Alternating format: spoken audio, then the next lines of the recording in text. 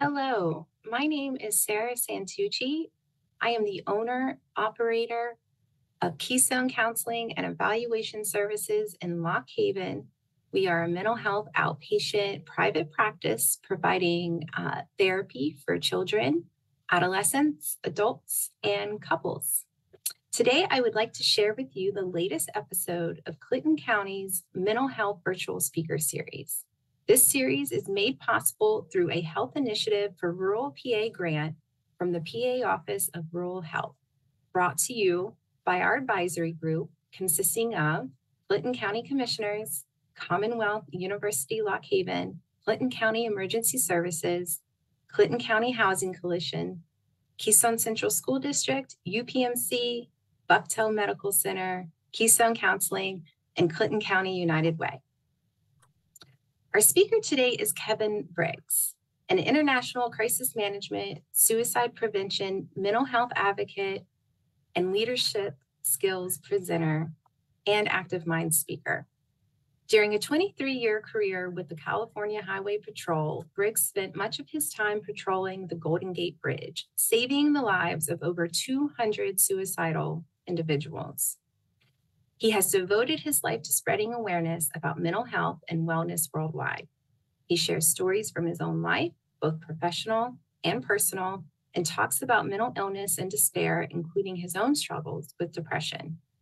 He offers suggestions for using active listening skills that anyone can employ, as well as his own triad for healthy living guide. I hope you will join me in welcoming the guardian of the Golden Gate Bridge, Kevin Briggs, who is joining us today to talk to us about first responders and veterans. But before we begin, I'd like to share a short video that talks more about Active Minds, a nonprofit organization supporting mental health awareness and education for young adults. Getting on a college campus for the first time can be so overwhelming because you're kind of facing the world by yourself for the first time. Growing up, I did have a lot of family members who suffered from mental health challenges. It wasn't something that was always talked about. It's been very difficult to talk about what does it mean to be sad versus to be depressed? What does it mean to be stressed versus to be anxious? After losing my friend, I needed something. I was struggling a lot myself. I started Active Minds when I was a freshman in college after losing my brother, Brian, my only sibling, to suicide.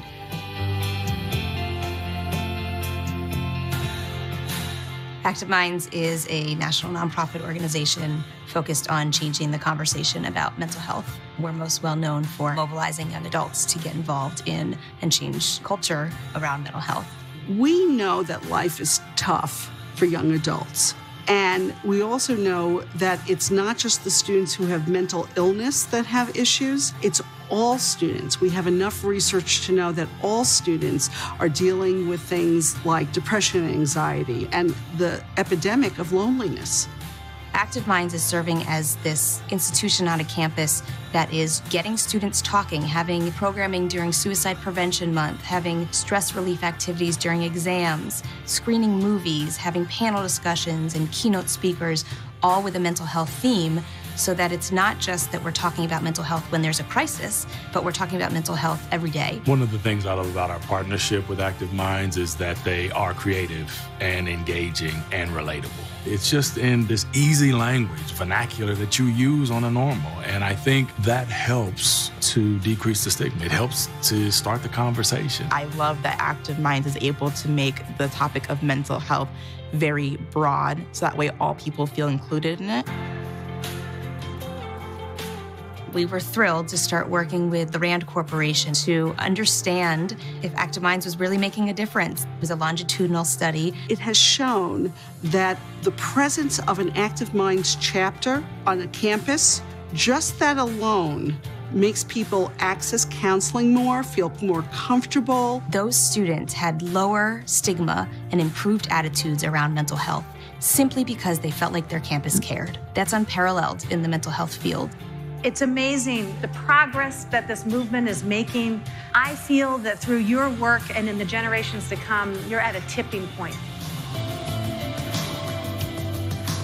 We really see ourselves as the organization that is going to propel change in America around mental health. There the leading organization on college campuses. All of our players come from college campuses. So now when you come into the National Football League, guess what? We're going to continue the conversation. We're going to help you to continue the conversation. So no better way to do that than with our partnership with Active Minds. When Color Street chose to partner with Active Minds, we knew that they had an amazing story to tell. Having a national reach through our network of independent sales associates and customers, Active Minds has given us the language we need to help them get the conversation going in the communities where they are. I think what Active Minds has done has been an extraordinary contribution to not only college campuses, but as a model for what we can do in civil society to make sure that we look out for each other in the same way that we hope people will look out for ourselves. The empathy, the knowledge I gained from Active Minds is something that I will carry with me long after graduating from college. Active Minds has just changed my life. It's something that I'm not sure I would be here without. It was my savior, it was my passion, and it's something that I will never forget. Active Minds is saving lives. Active Minds is a change maker. Help us as we continue to change the conversation about mental health.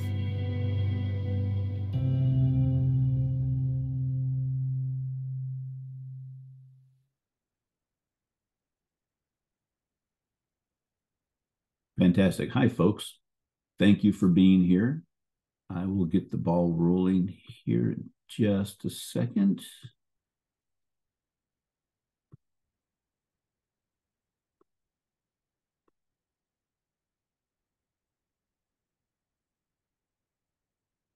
Okay. So I am Kevin Briggs. Thank you again for being here. This is a tough subject when we talk about suicide and mental health and mental illness.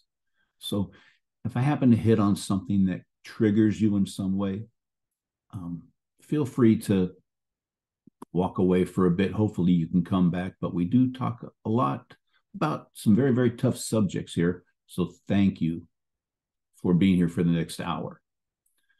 I worked with the California Highway Patrol for 23 years, for about 10 years or so on the Golden Gate Bridge, which was a fantastic place to work. If you ever get a chance to go there, it really is a neat place. Met people from all over the world each and every day. But the bridge also has this very dark side to it. It is the #1 spot in the United States for loss of life to suicide, unfortunately. When I first began working on the bridge, I had no training in this. I didn't know what to say, what to do. You know, what a disservice to those folks I was talking to be very frank. And what a disservice to those of us who were working on that bridge.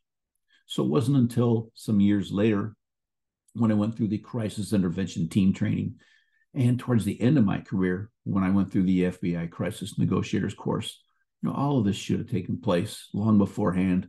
But what I did do was talk to each and every person about the interaction that we had when I would talk to someone, what was good, what maybe wasn't so good. So I learned a lot. I learned a lot about myself. I do suffer from mental illness. I will talk about that. I have a boy, 2 boys, but one of my boys suffers from mental illness greatly. He has been hospitalized.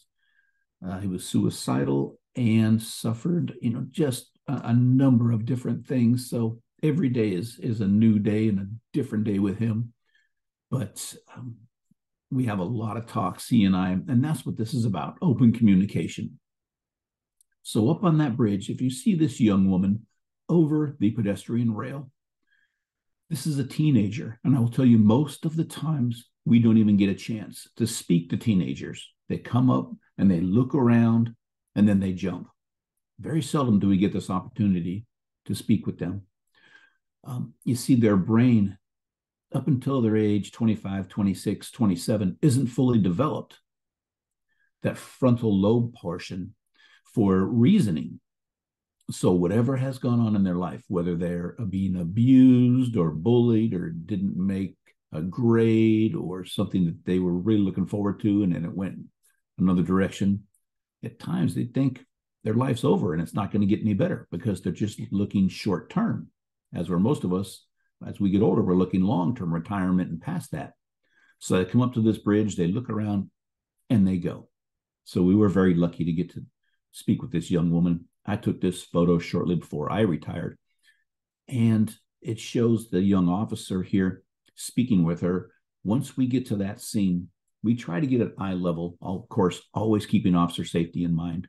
But if we can make this at eye level, I don't like looking down at the rail at people, because I think that's what this is like, is looking down at them, and I don't want that. A couple of things that I do maybe do a little different. When I first approach someone, I stay back and I just raise my right hand.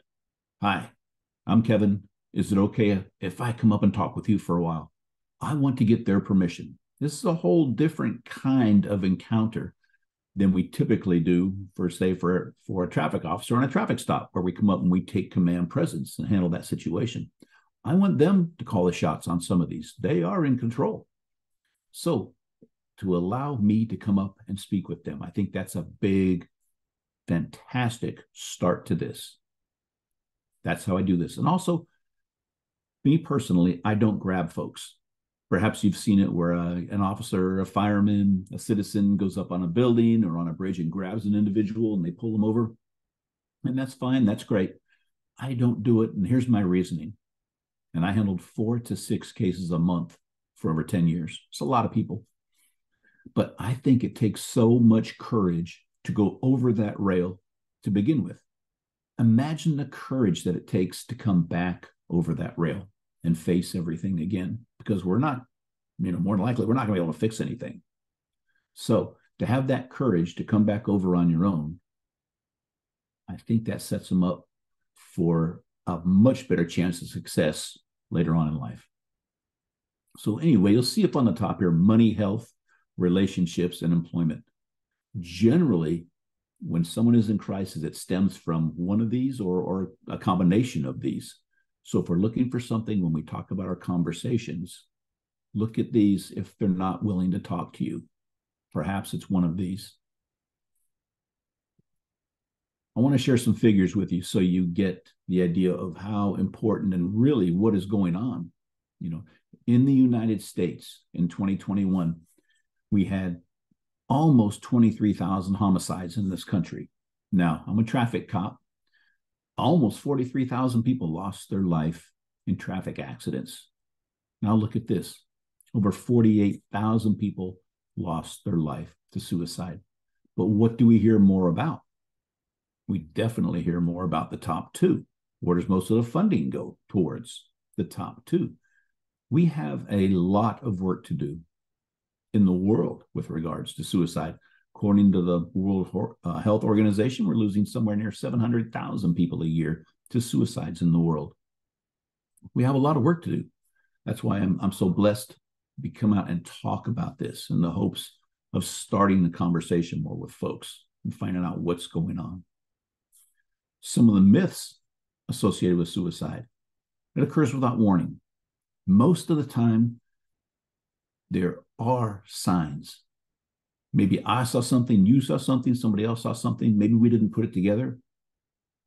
But also, people are good at hiding them also, especially when it comes to first responders and those in the military, because they talk about this. So they're good at hiding it. But I will tell you, most of the time, there are signs, and we will talk about them. Don't talk about it. You'll plant the idea. Now, I have 2 boys. They're aged 20 and 22. When they were younger, I was asked by the parents in their elementary school to come and give a talk. And I said, yeah, that's great. Happy to do it. But when they went and told the principal said, no, I don't want him coming in here, because if we talk about suicide, we're going to have suicides. And that's absolutely false. It's actually the other way. If we don't talk about it, we're going to get more suicides. So that is absolutely false. And people who take their own lives are weak. They're cowards. Well, I will tell you that is false. Also, these folks are struggling. They are in such emotional pain that they just can't take it anymore. They don't want to hurt anybody. I've seen too many of these to tell you this. Honestly, they don't want to hurt their family members. They just cannot take the pain any longer, and they don't see tomorrow. That's what a big thing about what this is. They do not see tomorrow. I had a gentleman once, an elderly gentleman, over the rail on the bridge. He came from an area called the Tenderloin in San Francisco. It's a very, very tough area. He was struggling greatly, just a tough life all the way around. At this particular time, he was not under the influence of drugs or alcohol. He had just had enough. Life had just beaten him up. The city had provided him with an apartment, a very, very small apartment in the Tenderloin area in San Francisco. And I was struggling to find what we call in negotiators world a hook, something that we can talk about, something that I could help with reason for him to continue on or hope. Okay. But as we spoke, I asked him, well, can you tell me about your apartment? Just there's something to talk about, because there was no kind of communication going on. And I wanted to get some kind of bond with this guy and see what we can do. What can we figure out? So he started telling me about his apartment and his bed, and he had a dresser, and then here's where my goldfish is. And I said, whoa, your goldfish? Tell me about your goldfish. Average, ordinary, orange goldfish, 2-3 inches big. Told me the goldfish's name. So keep in mind, this guy had nothing, but he did have this goldfish. So this was my hook, so to speak, if you get it. Started talking more and more about that goldfish. What's your goldfish's name? And I could see he was getting a little emotional about this. So we need to find out, what are our hooks with folks? A lot of times it's the kids or family members, something, or a pet. So we talked more and more about this goldfish, and I had to work an angle on this. And I kept thinking, how can I use this? And I came up with a plan. And I said, sir, if you jump today, who's going to feed your goldfish? You see, like I said, they don't think about tomorrow. So, for generally speaking, we talked about it a while further, and he came back over the rail because he was so worried about his goldfish and not being fed. So this is something that we need to look at. What we were talking to folks, what kind of hope, some reason for continuing on. Okay. Not to lie to them and tell them everything's going to be okay, because we don't know that. But it is not a selfish act. They're in so much pain that it actually takes courage to do. What are some of the contributing factors to a mental illness? Well, environmental factors, things that maybe we don't have a lot of control over, or we have very little control over, be it physical or social. A diagnosis with cancer, losing a loved one, maybe getting fired from a job that we thought we were doing very well at. A lot of these things like this. Substance abuse, long-term, has been linked to paranoia and depression. Traumatic brain injury, including concussions. We're seeing this more and more. We see it a lot with sports stars. Genetics can play a role. I've lost 3 people in my family to suicide. So yes, genetics can play a role in suicide. Shame is a driving factor in suicide and substance abuse, and I've seen that quite a few times up on that bridge. Shame is very, very tough when that hits people very hard. So these are just some of the contributing factors to a mental illness. I'd like to tell you a little bit about me and why is this traffic cop in front of you today talking about this? So right out of high school, I went into the United States Army and the Airborne Infantry. I was stationed at Fort Lewis for a bit up in Washington, and then I went over to Germany. And in my second year in Germany, at age 20, I was diagnosed with cancer. Age 20, right? Testicular cancer. And I was very ashamed by this. I had no reason to be, but it was your manhood and these things. And I had my first operation in Germany. Then they flew me back to Letterman Army Medical Hospital in San Francisco, where I spent several months and had 2 more operations. One was what they call a lymphadenectomy, where they cut you from your chest all the way down below your belly button, and they took out lymph nodes. that cancer had spread up into my abdomen because out of the over 40 lymph nodes they took out, over 30 were cancerous. So then I had to undergo chemotherapy, and you lose your hair, and I went down to about 135 pounds, and depression set in, and it's brutal stuff, but you have to go through it, right? I get all through that, and I started working with my father in San Francisco. He had a printing business, but I did not want to be a printer, just wasn't in me. So I applied with the state of California and got on with corrections. And I worked at Soledad State Prison for a year, in San Quentin State Prison for 2 years. While I was working at San Quentin, my mother was diagnosed with cancer, lung cancer from smoking. She tried the chemotherapy. It did not go well, so she quit it. Subsequently, that cancer pretty much just ate her up, went all the way up throughout her body, up into her brain. She was bedridden for quite a long time until she passed, and she died at the family home I now own, surrounded by all the family and her mom. We see her chest rise and fall, and she passed away. I closed her eyes. And as I'm going through this, think about the contributing factors to a mental illness. That was a big one. She was only 49 years old when she passed.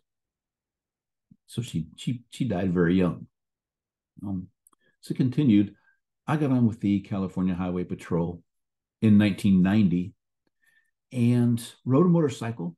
One of the crashes I was involved in was my most serious one was coming back from a detail. It's way out on the coast near the beach in Marin County. Two-lane road, one lane in each direction, 45-mile-an-hour zone. Had a few cars ahead of me and a few behind me. It's a Sunday morning, Sunday early afternoon.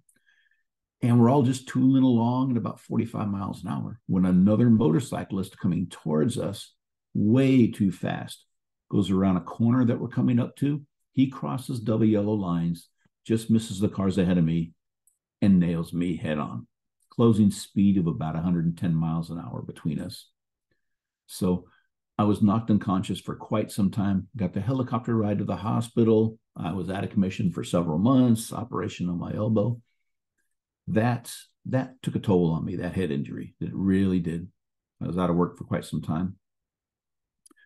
I get back, and 2008, I promoted to the rank of sergeant. And 3 months into me being a sergeant, I started getting these signs, symptoms. One was, I thought was acid reflux in this area here. And it didn't go away. No matter the pills that I took or anything else, it was still there. What I felt was acid reflux. So I didn't do anything about it. I didn't want to go to the hospital. I didn't like going to the hospital. But also I had this pain in my left shoulder. And it went from my left shoulder at the top, all the way down into my thumb. But it was just maybe a quarter inch. It wasn't the whole arm and everything. Finally, I got talked to going to the doctors. I go into the emergency room, tell them what's been going on. They immediately put me on a bed. They do an EKG, and the EKG comes out fine. But the blood work came out poorly. I guess your heart puts out an enzyme when it's not functioning right. And my enzyme level was very, very high. So I had to spend 6 days in the hospital, 3 operations, and 3 stents put in my heart. Now, I'll tell you, the operations were very easy. The toughest thing for me was when that emergency room doctor came in and said, Kevin, there's something wrong with your heart. You got to try and figure out what that is. Now, I know dealing with trauma victims, sometimes they don't remember all the pain they were in, but they remember what was said to them. So remember that. What we say to folk can really make a big difference. And I think for that doctor, there should have been a different way of telling me this, because I'm thinking, I'm not going to see my 2 boys again, game over. So there has to be a better way of telling folks that. I get all through that, had to take some time off, and then I get back to work. Unfortunately, many of us in law enforcement and first responders go through a divorce, and I did. And my wife, now ex-wife, is from Japan.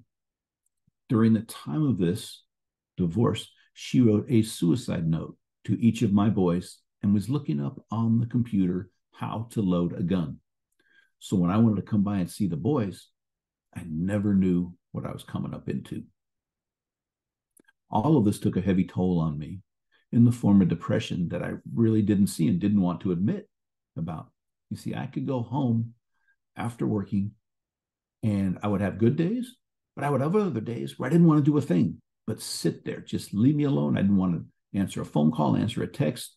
Nobody bother me, just leave me alone. There's also something else that I've only recently started talking about, and that's abuse. It took me 40 years to talk about this. It was very severe abuse by a neighbor when I was 8 to 10 years old, and that has taken a huge part of my life. With me, not only is it a daily thing that I think about this, but also I could be as tired as could be. Some nights I could go downstairs and fall right to sleep. Other nights, the second when I close my eyes, there's this face an inch away from mine. And it's very haunting, very disturbing. I waited 40 years to talk about this because of the shame and I didn't want to be vulnerable and this and that and other things. But I wanted to get better. With my heart, I wanted to get better. This type A, donut-eating conservative cop, I needed to take this a little more seriously. I needed to tone down, and I wanted help with these nightmares. So I said, you know what? I'm going to start working on myself. But why didn't I do that beforehand? All these right here, I was in denial about it. Now I'm not going to let this affect me. I've had all these macho jobs where we don't show a weakness. I'm not going to allow this to get me. The shame involved, that was huge for me. Being vulnerable. Men, a lot of times we don't want to be vulnerable. I thought, am I going to lose my job? Will family members and friends not talk to me? None of this happened. None of this happened at all. I've actually left the highway patrol, retired from there at my own dealings, and have my own business. And I get to travel and do these types of things and talking to folks. And I've met people from around the world talking about this. So what I thought might happen and what actually happened, two different things. But I made this for myself. Be honest with you, I'm not going to read some 200-300 self-help page book. It's just not me. But I wanted to focus on myself and start getting better because high blood pressure, high cholesterol, all these things, it's not good. Maybe my life expectancy would really be down, maybe early 60s or something. So I put myself on top. And I think so many of us give, but we're not taking care of ourselves. Thinking about our own self-worth, our self-compassion, knowing that we're going to blow it sometimes. Okay. I started focusing on me and I did transcendental meditation. So meditation, I know years ago, if somebody would have mentioned it, I would probably leave the room or something like this. I'd shut it off. I don't want to hear about it. But it works. But you have to find out what works for you, okay? That's the biggest thing is what works for you. Now, our supports. We have our support system, and guys, we are terrible at this at times. I did not really have a support system until I left the highway patrol besides my family. Now I go out and I have coffee when I'm home a few days a week with some guys, and we talk about all sorts of different things. And they call me up or they text me, you're coming down for coffee, right?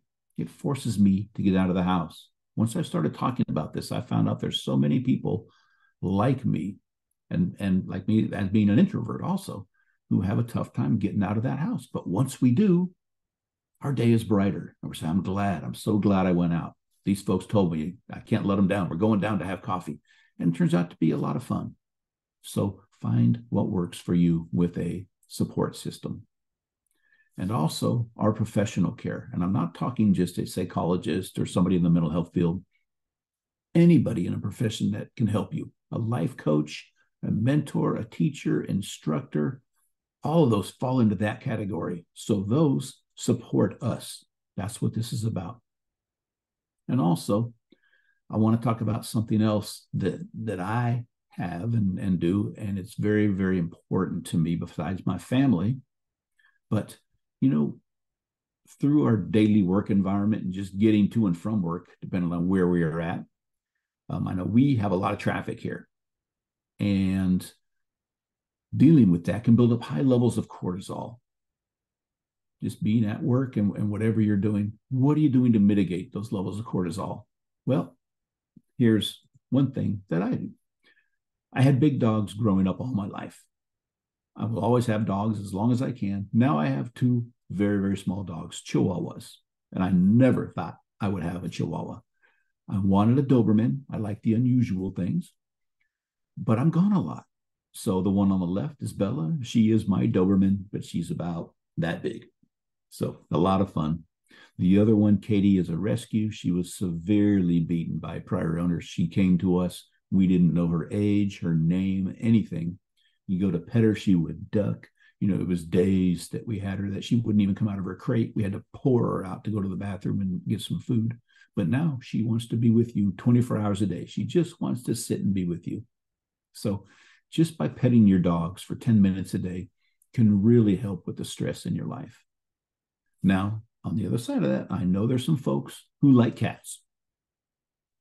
I would not pet this cat personally. Kind of scary looking, to be honest with you. But I want to cover the bases. So let's switch up. Let's talk about someone who may be in crisis. What are we looking for? Okay. Talk, behavior, and mood. What are they talking about killing themselves? Or don't worry about me. You won't have to worry about me in a few days or next week. No one's going to miss me when I'm gone. They're in unbearable pain. They can't take the pain anymore. They feel like they're a burden to everybody. So what are they talking about? Their behavior. Have they been saying goodbyes in a strange way? Sleeping too much or too little? And I tend to go with sleeping too much or abusing drugs and alcohol, because when they are abusing drugs and alcohol or they're sleeping too much, they're not in that pain that they are continually, and it's a way out of it. And then giving away possessions. Why are they giving that away? They always talked about that. Why would they be doing that? And then their mood. Are they irritable? Have they lost interest in what they used to like to do? So look at talk, behavior, and mood. And we're talking to folks. I have a few things that I would generally try to stay away from. Okay? You should calm down. I understand. Things will get better. So, you know what you should have done?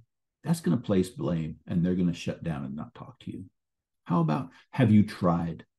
This would be a much better way of putting that. Calm down. Has anybody when you're telling them to calm down, ever calm down? No. They become angry and they shut down. I understand. So I told you those things that have happened to me and things in my life. I don't generally talk about those when I'm talking to somebody who may be contemplating suicide or who's on that bridge in those dark times, because it is not about Kevin Briggs. It is not about me. It is about that individual. Now, if we have something in common, or if they say something like, you don't know what it's like to have cancer. Well, unfortunately, I do. And we can talk about that if they want. Sometimes commonalities can create comfort. So be careful. Don't make it about you. It is about them. Things will get better. Stay clear of that, because we don't know that. And I don't want to provide, me personally, I don't want to provide false hope.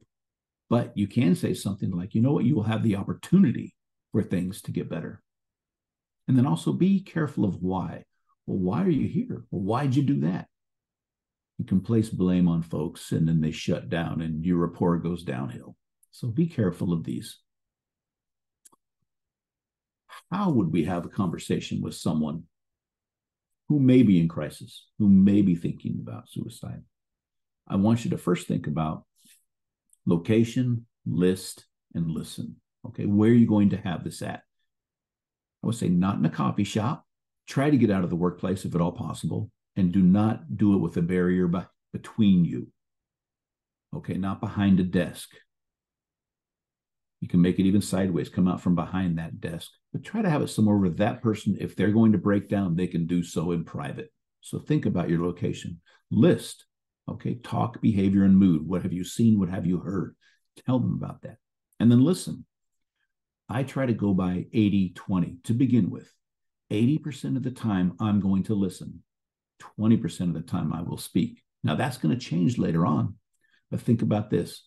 When I'm doing all the talking. What am I learning? Nothing. And is that person being allowed to vent? Not at all. So 80, 20, 70, 30, and then that will change later on. Of course, you're going to talk more. Validation, normalization, and gratitude. So simply by going, and you have to mean it. I mean, they say simply, but I mean, really, you have to mean what you are doing here and mean what you say. But a simple phrase such as, you know what? That sounds really tough. Everything you've been going through sounds really hard. Yes, you're validating what somebody's going through. Saying, you know what? This guy gets it. Great. If you think they may be going down the road to suicide, normalize what they're going through. You know what? You've had all these things going on in your life. It's been very, very tough. Anybody going through all of that might be thinking about suicide. Have you been thinking about killing yourself? Is a great way to talk about this. I know it's tough. I know it's hard. It's brutal. But these folks think they're in a corner, stuck there all by themselves, and nobody else gets it. If you can validate what they're going through and then normalize it, anybody going through all this might be thinking about suicide. Have you been thinking about suicide? And see what they say, okay? I'm also big into gratitude. You know what? Thank you for sharing all that with me. I know that was very, very difficult. So thank you for sharing that with me. But what if you ask them that question? Have you been thinking about suicide? And they say yes. I want you to take a breath. We don't want to hear that. But if they're being honest with you and they are contemplating it, take a breath. Okay. How long have you been thinking about it? Have you tried something before? Well, yeah, I tried this. Well, what stopped you? Well, I couldn't do it to my kids. Now you have a hook, right? Something that you can talk about. Well, we can talk about your kids more. So following up with them. And if you get the inkling that they're going to attempt suicide anytime soon, get some help right then. Don't be afraid about calling other people in. So I'm going to give you a couple resources, and I know there's some available to you that, like the 988 number, used to be the 1-800-273-TALK. Now it's 988. You can call them, even if you're not suicidal, but you know somebody who might be, and you need some help with talking to them. That's the nice part of that. So if you need assistance, get assistance, okay? You don't have to go through this alone at all either. But say, no, I'm going to be fine. I just have to work through this. Well, you don't have to go through this alone. You can call me 24 hours a day. I may not be able to answer right then, but I will as soon as I can. Just let you know I'm in your corner. Follow up with them. You don't have to bug the hell out of them every day, but you can send a text. Hey, just want to let you know I'm thinking about you. Need anything at all, I'm right here. Things like that. People want to be heard, accepted, and have hope. So that's what this is about. Something else I'm a big advocate of is a crisis safety plan. It's a written list of coping strategies and support for people who may be at high risk for suicide. This is one that I developed. I'm happy to share it with you folks. I would say if you want to use it, please use it with a mental health professional, as I am not one, but I have seen what these do. So what happens is, I'm going to use my sister, for example. She lost her son to suicide a year and a half ago. And I know every July is going to be a terrible date, and she has talked about not being here. So by providing her with one of these, she fills this out herself when she's doing okay, so that should that time come when she feels she may be in crisis, she can refer back to this and have a lot of coping strategies and support right there in front of her. Because I think when folks get into that crisis mode, that it's like a horse with blinders on, where we want them to be like this and see everything. I'm a big believer of these. We take a lot of pictures up on that bridge, met folks from all around the world. Generally, it's a fantastic place to work. But like I said, it does have that dark side to it. This gentleman here is this gentleman. This is Kevin Berthea. Met him on a very, very dark day in his life. I was on just routine patrol, and I received a call of a man on the sidewalk talking to someone on a cell phone saying that he's going to jump. I didn't know where on the bridge he was. So I started working my way down the bridge. I was on the Marin side and got on my motorcycle. I'm working my way south going towards San Francisco. When I near the North Tower and I see him, the description of him, he's still on a cell phone. I stop about 50 feet away. And as I'm getting off of my motorcycle, he sees me, or it looks like he sees me, and he turns over, runs over, and jumps over that rail.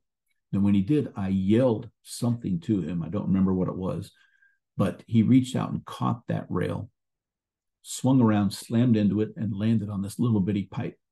Now, for you folks who do this type of business, what I have found is that when someone gets into this countdown mode, I'll use the bridge as where I worked. If they keep looking down at the water, maybe they put a foot out and they start doing this heavy labored breathing, going like this. This is a countdown that they're going to go. Well, I didn't have the luxury of having this countdown, just him jumping over. So what we typically would do then is yell and clap really loud, and it gets them out of this countdown. And I've had people turn around and be very, very angry and spit on me and everything else. But it got him out of that countdown. So he jumps. I didn't clap. I yelled something to him. I don't remember what it was, but he reached that rail. And here's where he lands on this little bitty pipe. I thought he was gone until I ran up there and I could see the white of his t-shirt through the slats. I step back. All I do is I raise my right hand. Hi, I'm Kevin. Is it okay if I come up and talk with you for a while? He wanted nothing to do with me. He was screaming at me. If you come one step closer, I'm jumping. He was just very, very angry. He wanted to be left alone. I'm not going anywhere. I said, sir, I just want to come up and talk with you. Nobody else is coming up. Nobody's coming on the sides. It's just me. I just want to come up and talk with you for a while. And I kept on with this. And it took quite a while before he actually allowed me to come up and speak with him. When he did, for a lot of the times, I was kneeling on that cement and trying to get to eye level, because that's what I like to do, be at eye level. I don't like talking to folks, as you see in this picture here. But most of the time, I was kneeling and around eye level with him. So I asked him his first name, and he said Kevin. I said, perfect, I can remember this. So it's just Kevin and Kevin. So to me, all that existed was us, just he and I. I'm not, no other outside influences. I want to get to know this guy and find out what's going on. Brother, what's been happening in your life? So he wants to talk, and he opens up. I'm not interrupting him. We were over an hour chatting, and all I would do, for the most part, I would validate. At times, I would say, Kev, man, that's just really tough what you're going through. And I would use minimal encouragers. Wow. Is that right? Really? And let him speak. So he was adopted. His birth mother gave him up, didn't want him. And we know that affects kids later on. You know, that's tough right from the very start. His adopted parents loved him very, very much, but they divorced when he was around 13. And it wasn't explained to him why they divorced. He thought he caused this divorce. He had nothing to do with it, but it just wasn't explained to him. He thought he broke up his family unit. Really messed him up. He suffered from mental illness and had taken medication prior, but stopped it. His coping mechanism was to play sports. So all through school, he played every sport there was. And as long as he stayed busy and can run himself ragged, at night, when he really suffered, he could lay his head down and just kind of pass out and get some sleep. Well, this worked all through school, but when he got out, he had to find a different path, a different way. So he got a job. One job wasn't enough. He was suffering at night. So he got another job, 2 jobs. And this helped. Then he thought, if I have a family, things will get better. So he had, with his girlfriend, a baby. But his baby was born premature and had to stay in the hospital. Now, Kev thinks, what did I do to this baby to cause harm? beat himself up about this. Now, when his child was able to come home, so did a bill for around $250,000. On top of all this, Kev lost both of his jobs. So he thinks I caused harm to this baby. I can't support my family. Once again, I've failed. That's it. He was at his breaking point. He's had enough. From Oakland, which is pretty close to the Golden Gate Bridge. He had never been to the Golden Gate Bridge before, had to find and get directions, found his way there. So here we are talking about this. And this was going back and forth for about an hour. With his kid, I started focusing on that. Well, tell me your child's name and how old is she? We found out she's having her first birthday the next month. And so this is great for me as a hook. But he just kept looking down, would very seldom, if ever, look up at me. He just kept looking down. That's a bad sign. Good thing is you see he's facing in. Bad thing is that he continues to look down. His left hand is in his pocket. His right hand that you don't see is up between his skin and his shirt. And it's very cold out there. He simply doesn't care. I got to try to turn this around. And I will tell you, if I'm feeling I can't make this happen, I'm going to get somebody else. Okay. This is not the Kevin Briggs show. It is about that individual. But I thought if this is anything like, I think it can happen, man. I think it can happen. I think I can do this. I've been up here long enough talking with him. He's not going to trust anybody else. So I'm just going to continue. Started talking about his kid, and then I asked him, Kev, do you know if you jump today, your daughter is at a higher risk for suicide? And it's not shaming him. It's telling him the fact. It's different when you're down here at ground level than you are, or with a gun to their head or on top of a building. These are different up here. So I'm not shaming him. I'm telling him the truth. I think they have so many things going on in their mind. I want them to know the truth about things. So we chatted for a while about his child. And I could see he was getting emotional. He was starting to tear up a little bit. And then I wanted to take a break and give him some time to think about things. So I said, Kev, I want to take a break, but I'm only going to step back if you promise me not to do anything until I come back up here. So he agreed to it. I went back about 15 feet or so and watched him for just a bit. And he didn't really know what was going on. He thought people were going to come from the sides around and get him. So he kept looking side to side. And then he just looked at me a little bit and then he would look down. Gave him some time, just a few minutes. And then I raised my hand. Kev, is it okay if I come back up? He allowed me to come back up and we're chatting again. And I said, brother, you think about everything today. You got a lot of things going on. But you have your daughter, man. You have the opportunity for things to get better, okay? I even told him, hey, Kev, you can always come back here. But today, let's get you back over this rail and to your family.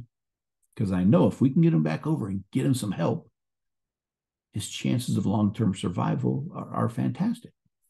So, and then I shut up. I just let him sit there for a bit. He thought about it for just a little while. And then he looked up at me and said, I want to come back over. I helped him come back over. And when he came back over, I congratulated him. And then I asked him, Kev, what did I do that helped this situation? And what did I do that maybe wasn't so good that hurt this situation? Because I want to learn. He thought about it briefly, and then he said, you listened. You let me speak, and you listened. So then my question is, why does it take for this gentleman and so many other folks to get into positions like this? Because people weren't listening. They were trying to fix things. Just by being there for someone, you can make that world of difference. He was taken down to San Francisco General Hospital. Did not see him for years. I don't follow up with anybody. It wasn't my business. I hope they're doing well. But I wouldn't even know what to say. I don't like the word save. I don't use that. I didn't save anybody. I didn't rush into a burning building. I was there on a dark day and helped them. I was asked by the American Foundation for Suicide Prevention to come out and receive a Lifesavers Award in New York City sometime after this. And I turned it down. I didn't want to do it. And there's other people that do this type of work. They asked me 3 times and I kept turning it down. And then they went to my boss, my commander. And yes, guess what? I'm going out to New York City on behalf of the department. So then they asked me, is there somebody you saved that we can bring out and present you with this award? And I didn't want anything to do with this. I really didn't. All I had was this note from his mother. We keep records on everything. Believe me, the Harbor Patrol, you may see time writing, most of the time is spent, yes, it seems. But I had this letter from Kevin's mother. So after my commander said, hey, come on, we got to work with these folks, I went over there to Oakland and contacted his mother. When she realized who I was and what this was about, she gave me a big hug. We went inside and talked about this. So I met Kev out in New York City. And this was our first time meeting years after the event. Now, Kev got up and spoke that evening about that day.